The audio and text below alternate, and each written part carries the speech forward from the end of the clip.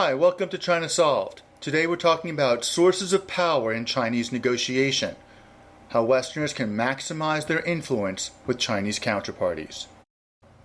Hi, I'm Andrew Hupert, founder of ChinaSolved, a professional skills training and coaching company committed to helping international professionals be more successful in China. Are you like many Westerners who feel that you aren't seeing the whole picture or that you lack sufficient influence when you're negotiating in China? You need control, clarity, and influence when you negotiate, but you can't go about achieving it in China the same way you do back home. If you negotiate like a typical American, you may find that you do get a signed contract, but you never really implement the business, and the negotiation never really stops. The Chinese side, if they are in touch with you at all, will continue to negotiate things that you thought had already been taken care of. Without the right types of relationships, you'll never actually do business. Now, the second problem is that if you negotiate like a local Chinese person in China, you'll get great relationships, but you're going to give up a lot. You're going to give up a lot of intellectual property, a lot of technology, and a lot of assets without necessarily getting any transactions. And this is the cross-cultural path that Chinese managers and consultants will often lead you down. They don't mean to damage your interests necessarily, but that can often be the result. You'll spend all your time and energy building up relationships and working on your network of Guanxi contacts, all the while you're sharing technical and commercial information. And this is a really good way to build relationships, but converting those friendly connections into real business is a whole new challenge. And you'll find that the Chinese side isn't in a hurry to see you stop explaining things and start asking for things. And that is ultimately what you have to do. The solution is to build your influence by identifying and leveraging on your natural sources of power. Instead of negotiating like an American in America or like a Chinese person in China, you have to negotiate like an American or like a European who understands China. ChinaSolved shows you how to leverage your existing strengths and build relationships that focus on real business. You can still be yourself, but you're just going to learn to emphasize and organize your negotiations so that you stay in control of your own intellectual property while building a strategic network of new contacts. So now we're ready to start discussing the sources of power that you must develop in China. First, business intelligence. HR strategy. Third, alternate counterparties. Fourth, business and deal structures. And 5, and there's a question mark here, technology and intellectual property. Under the right circumstances, this could be a source of power. Okay, let's dive in and talk about each of these in a little bit more detail. Number 1, business intelligence.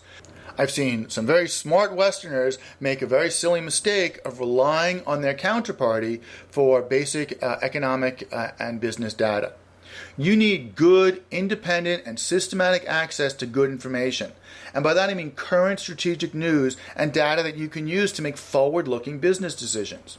Now, there was a time when it was very hard to get solid, objective data about Chinese markets and economy. But now there are plenty of great sources that are free or very low cost. You don't have to know all the answers, but you do have to know what the right questions are, and you need some framework for assessing the answers and the advice you're getting from Chinese partners, counterparties, and colleagues. And at ChinaSolved, we put together a series of Pinterest boards. Just go to Pinterest and look up ChinaSolved, and we've got 7 or 8 different boards covering great information sources for a variety of Chinese industries and topics. After basic business intelligence, HR, human resources, is the single biggest challenge facing managers in China. And that includes local Chinese as well as foreigners. You have 3 big challenges. You've got to find the right people, you've got to train, develop, and motivate them to do what you need them to do, and then you've got to hold on to them once they know all about your business and technology. Far too many Western management teams end up training their own competition due to bad or deficient HR strategy. Now, HR is different in China. In the US, managers expect everyone to be grateful for any kind of job and to live in perpetual fear of being fired or laid off. That is the way we do things in the United States, and for senior managers, this has been a pretty good system. But in China, it's just the opposite. No matter what their skill level, Chinese white-collar workers always feel that you are lucky to have them and that there's always a better opportunity waiting for them. Don't fight it. Learn to manage this trend. You can't delegate 100% of your HR responsibility or strategy to your own in-house HR department either. This concentrates far too much power in the hands of people you probably don't even know all that well. You, as a manager, have to take an active role in the strategic aspects of HR management, particularly in selection, retention, and motivation processes. This gives you more control over your own operation. Third, alternate counterparties. This is your real main source of power in Chinese negotiation. The ideal scenario is having multiple Chinese firms competing for your business, your partnership, or your products.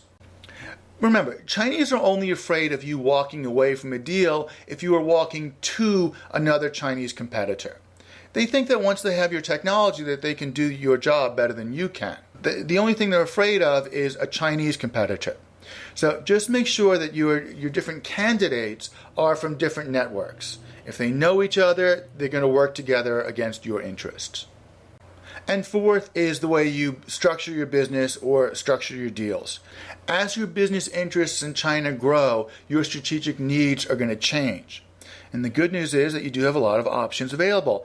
The bad news is that you may have to live with your decisions for a long time. So start thinking about this early and get advice from lawyers, professionals, and industry experts who know your situation and whose decisions you can trust. Beware of giving away long-term options and opportunities for short-term convenience. Chinese partners will often maneuver for exclusive arrangements early in the relationship while offering very little in exchange. Be careful. What about technology and intellectual property? Is your technology, IP, brand, and other creative capital a source of power? Well, yes and no. IP and technology isn't a defense. It's more like a target. And it's going to attract predators and bring out the worst behavior in potential partners and colleagues and even your staff. Think of IP and technology as your valuable offspring. One day it will grow up and develop and will be a source of stability and prosperity for your company for years and years. For now, however, it makes you vulnerable. There are ways of changing that, but only if you develop those previous 4 sources of power that we talked about. Good technology can help you attract lots of eager suitors and potential partners and can help you hire some top talent. But you need a good plan for making that interest in your technology work in your favor. The key to success in China is to use your sources of power to build strategic relationships with Chinese partners, counterparties, colleagues, and staff. In China, you're going to have to negotiate for a much wider range of variables than you feel you should have to if you come from the US or from Europe. In China, your counterparts have to want you to succeed. And if you exercise and leverage on these sources of power properly, that is exactly what you're going to be able to do. Thank you very much. If you're interested in more Chinese business training, please take a look at the online ChinaSolved course, Negotiate Successfully in China. Go to Udemy and search for Negotiate Successfully in China, and you will see our introductory video. Also take a look at Guanxi for the Busy American, a professional's guide to building relationships in China, and The Fragile Bridge, Conflict Management in Chinese Business. Building relationships in China is relatively easy. Maintaining them is hard. Learn to do it right. Thank you very much. For ChinaSolved, this has been Andrew Hupert. I look forward to talking to you again soon.